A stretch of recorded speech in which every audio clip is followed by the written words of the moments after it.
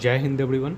आज इस वीडियो में मैं बताऊंगा कि मैंने अपना एनडीए एग्ज़ाम किस तरह से क्लियर किया था और उस क्लियर करने के लिए मैंने किस तरह से नोट्स तैयार किए थे, कौन से बुक्स को रिसोर्सेज को मैंने फॉलो किया था और हर सब्जेक्ट के लिए मैं बताऊंगा कौन से नोट्स को बुक्स को रिफ़र किया था, कौन से एजुकेटर को रिफ़र किया था, ताकि जो नए एस्पिरेंट्स हैं जो एनडीए 1 2023 लिखना चाह रहे हैं उनको एक सही गाइडेंस मिले, ताकि वो इधर उधर ना भटकें और सही समय पे अपनी तैयारी स्टार्ट कर दें। और जो रिपीटर्स हैं उन्हें भी शायद इस वीडियो को देख के लगे कि हाँ कौन सी बुक्स या एडुकेटर की और क्या सही तरीका रहेगा अपनी गलती को जो वो दोहरा ना सकें, कौन सी ऐसी गलती सी थी जो उन्हें समझ में आए। तो सबसे पहले मैं बात करूँगा कि अगर आपके पास टाइम है तो आप NCERT लगाएं। अगर आप 11th-12th में हैं तो आपको करनी ही चाहिए। और मैं ऐसा नहीं था कि जब एग्ज़ाम आया उस वक्त मैं NCERT सॉल्व कर रहा था, ये जब मैं बोर्ड्स में था उसी वक्त NCERT सॉल्व कर लिया था। तो ये एक बात। उसके बाद NCERT एग्जाम्पलर भी ज़रूरी है, हूबहू कितने सवाल इसके एग्जाम्पल से। एक्चुअली NCERT एग्जाम्पलर में एग्जाम्पल नहीं होता, बहुत मिसकंसेप्शन है कुछ स्टूडेंट को, इसमें अच्छे क्वेश्चंस होते हैं।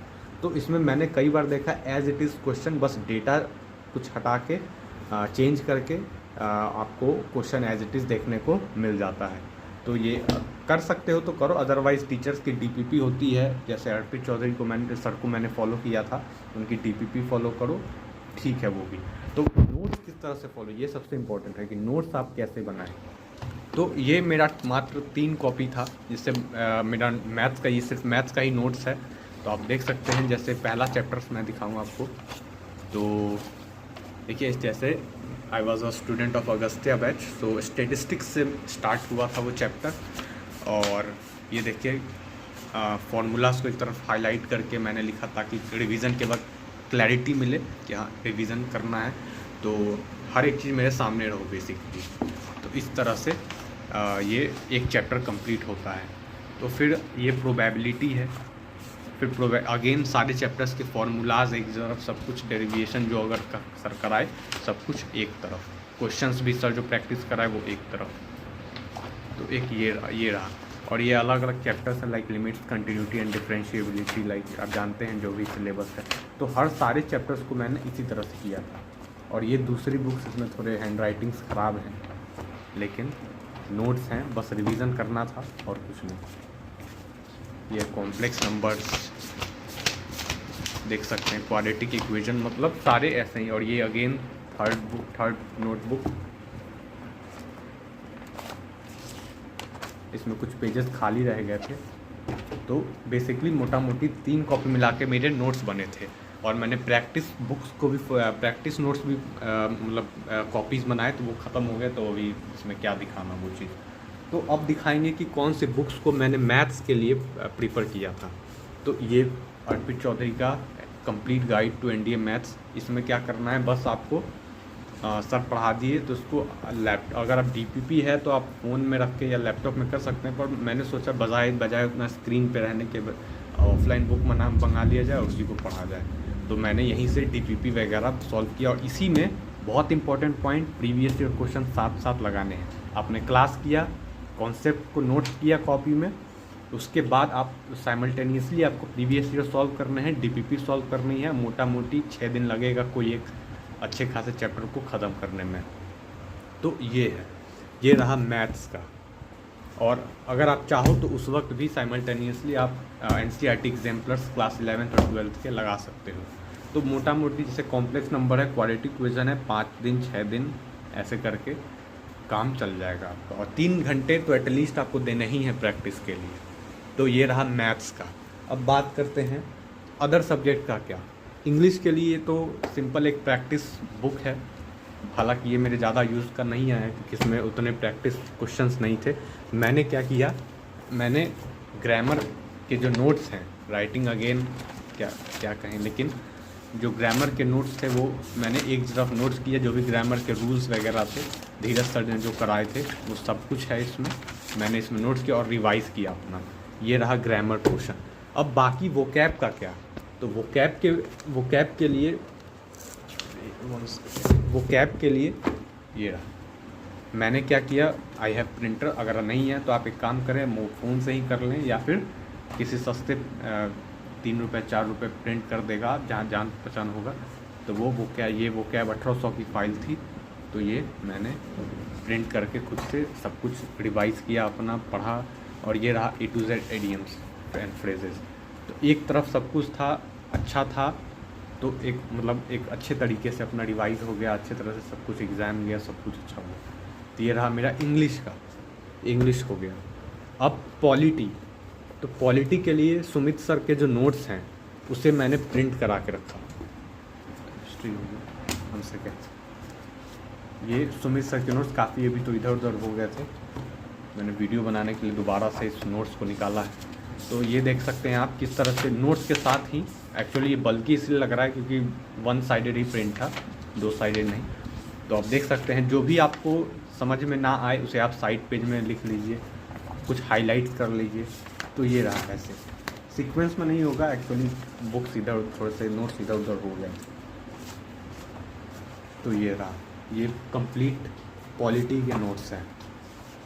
सीक्वेंस में तो नहीं है पर ऐसा ही आप ये देखिए, वन पेज यहाँ पे ये पेज नोट्स नंबर 1 से ये देखिए किस तरह से, ये देखिए कुछ ना समझ में आए तो आप साइड में नोट्स कर लिए। हालांकि अपनी अपनी स्ट्रेटेजी होती है, कोई आप बुक्स फॉलो कर रहे हो या कोई पर्टिकुलर एक वीडियो सीरीज़ देख रहे हो पॉलिटी का, कहीं से भी किसी टीचर को फॉलो करो, ठीक है, कोई दिक्कत नहीं है। पर हमारा स्ट्रेटेजी यही था कि सुमित सर के लेक्चर्स लगाओ और नोट्स को डेली बेसिस पे 10 मिनट रात में सोने से पहले ज़रूर दे दो। तो ये पॉलिटी का था।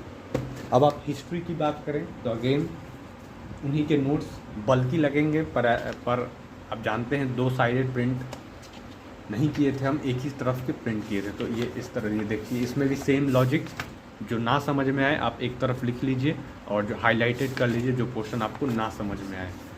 तो ये रहा, ये ऐसे पूरी की पूरी हिस्ट्री, ऐसे मॉडर्न हिस्ट्री, एंशिएंट हिस्ट्री और मिडाइवल हिस्ट्री। तो ये रहा उसका नोट, पूरी कंप्लीट दिखाने का कोई मतलब नहीं है, वो आप डाउनलोड कर सकते हैं। ये हिस्ट्री हो गया, पॉलिटी हो गया, इंग्लिश हो गया और मैथ्स हो गया। अब बाकी सब्जेक्ट जैसे साइंस के लिए सिंपल कुछ नहीं, अब 9th-10th का NCERT, आप देख सकते हैं ये 9th की NCERT है, क्लास 9th की NCERT। आप 9th-10th की NCERT को थॉरोली रीड करो और 11th-12th के बेसिक कॉन्सेप्ट को स्ट्रॉन्ग कर लो। कोई भी टीचर को आप फॉलो कर सकते हो, उससे उनसे वो स्ट्रॉन्ग कर लो, और खासकर PYQ ज़रूर लगाना है। तो PYQ कहाँ से लगाने हैं? साइंस के। आप दिशा के जो 16 ईयर्स के PYQ के जो बुक के PDF हैं, आप कहीं से भी डाउनलोड कर सकते हैं, किसी से भी मांग सकते हैं। तो उससे PYQ आप ज़रूर लगाएं। और आप साइंस बैकग्राउंड से हैं तो आप PYQ लगाएं, डेली प्रैक्टिस करें, आपके लिए 150 लाना बहुत बड़ा टास्क नहीं है। तो ये रहा साइंस। और आप अदर बैकग्राउंड के भी हैं, कॉमर्स के हैं या फिर आर्ट्स के बैकग्राउंड के से हैं, तो अगेन आपको प्रैक्टिस ही करिए, वही एक की है, प्रैक्टिस ही की है सक्सेस का। तो ये रहा, साइंस का भी हो गया। अब रहा बात ज्योग्राफी का, तो ज्योग्राफी आप देख लीजिए, मैंने पॉलिटी बता दिया, हिस्ट्री बता दी, ये रहा ज्योग्राफी। ज्योग्राफी के लिए मैंने SK सर को फॉलो किया था। तो ये आप देख सकते हैं, ये वर्ल्ड ज्योग्राफी का नोट्स है, ये वर्ल्ड ज्योग्राफी का नोट्स है। अगेन आपको राइटिंग इग्नोर ही करना पड़ेगा। तो ये वर्ल्ड ज्योग्राफी का नोट्स है, कंप्लीट वर्ल्ड ज्योग्राफी है, और इसी में इंडियन ज्योग्राफी भी है। ये रहा इंडियन ज्योग्राफी, वर्ल्ड ज्योग्राफी इतना ही था, ये वर्ल्ड ज्योग्राफी है, और ये इंडियन ज्योग्राफी कंप्लीट। सर ने जो बताया है, जो बता रहे थे सर, एक एक बात को नोट करा गया है इसमें, मैप के साथ, जो भी जैसा भी बना सकते थे मैप के साथ, हर एक बात को नोट्स किया गया है। और हर दिन पढ़े आप उस नोट्स को बनाए, हर दिन आपको उस नोट्स को रिवाइज़ करना है, और एक ओवरऑल हर महीने या हर महीने तो ज़्यादा हो गया, हर वीक आप एक मॉक टेस्ट ज़रूर दें। बताएंगे कैसे। और अभी फ़िलहाल के लिए ये हम फिनिश हो गया था एक्चुअली वर्ल्ड ज्योग्राफी, इसलिए ये यहाँ पर ये आपका ज्योग्राफी जो है फिनिश हो गया बेसिकली। तो ये रहा ज्योग्राफी। तो GS हो गया हमारा साइंस पोर्शन हो गया, हमारा इंग्लिश मैथमेटिक्स हो गया। अब बात करते हैं करेंट अफेयर्स का। तो करेंट अफेयर्स और इकोनॉमिक्स का ज़्यादा टेंशन लेना नहीं है, आप कर सकते हो डेली तो करो, अदरवाइज सुमित सर लास्ट में जो मैराथन्स लेके आते हैं वो आप देख सकते हो। तो ये हो गया पूरी किस तरह से नोट्स फॉलो करना है, किस तरह से मैंने फॉलो किया था। और रिवीजन के लिए मैं आपको एक और बार बता दूं कि आपको डेली बेसिस पे आपको रिवीजन करना है, 10 मिनट रात में हर सब्जेक्ट को देना है और वीकली मॉक टेस्ट जरूर देना है। फॉर एग्जांपल आपने ट्रिग्नोमेट्री पढ़ लिया तो आपको ट्रिग्नोमेट्री उस वीक में पढ़ा तो उसको देना है मॉक टेस्ट उसका। फिर नेक्स्ट चैप्टर आप क्वाड्रेटिक इक्वेशन पढ़ें तो आपको क्वाड्रेटिक इक्वेशन और ट्रिग्नोमेट्री दोनों को इंक्लूड करके मॉक टेस्ट देना है। फिर आपने कॉम्प्लेक्स पढ़ा तो तीनों चैप्टर को मिला के पढ़ना। और ये बहुत बड़ी गलती होती है लोगों की, करते ही नहीं है वो ऐसा कुछ, ना वो रिवीजन करेंगे ना वो प्रैक्टिस, बस क्लासेस लगाई हो गया। क्लासेस तो यार यूट्यूब पे है, फ्री है, कंटेंट्स का कमी थोड़ी है, तो कंटेंट्स कहीं भी मिल जाएगा। बस आप मेहनत करो, अपना कलम चलाओ, क्योंकि आप अपना ब्रेन लेके जाने वाले हो। या ये जो कोर्स है एक दिन एक्सपायर कर जाएगा, नोट्स है एक दिन, जैसा सर बोलते हैं, एक दिन रद्दी हो जाएगा, पर आपका जो ब्रेन है यही लास्ट में काम आएगा। तो इसको ट्रेन करना है, ना कि नोट्स में ही रह जाए। तो मैं यही कहूँगा कि आप नोट्स बनाएं, आप डेली क्लास करें और डेली रिवीजन करें। ज़्यादा बस क्लासेस में नहीं रह जाना है, बस क्लास देख रहे हैं और सर ने कहा कि हाँ इसको ये क्लास करो तो 12 क्वेश्चन बन जाएंगे, ये क्वेश्चन हो जाएंगे, ऐसा कुछ नहीं होता है। वो ये सोच के चलते हैं कि हाँ आपने उस क्लास को जो भी बताया उसे आप रिटेन करके रख रहे हैं कि नहीं रख रहे हैं, वो कोई गारंटी नहीं होता। ये क्लास कर दिए तो हो जाएगा, आपको ब्रेन को ट्रेन करके चलना है।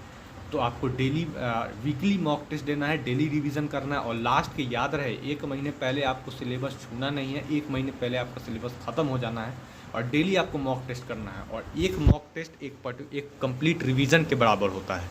तो आपको डेली 1 महीने, अगर सिलेबस आपका थोड़ा बहुत बचा है तो वो ठीक है, लेकिन आपका मैथ्स का सिलेबस एटलीस्ट 1 महीने पहले ख़त्म हो जाना चाहिए और मॉक्स पे मॉक्स आप दें, ठीक है। तो ये अगर आपको फिर भी कोई क्वेश्चंस हो तो आप पूछ सकते हैं। और अगर आपको ऐसे ही डिफेंस रिलेटेड वीडियो चाहिए तो आप सब्सक्राइब कर सकते हैं, लाइक कर सकते हैं। Thank you. जय हिंद, जय भारत।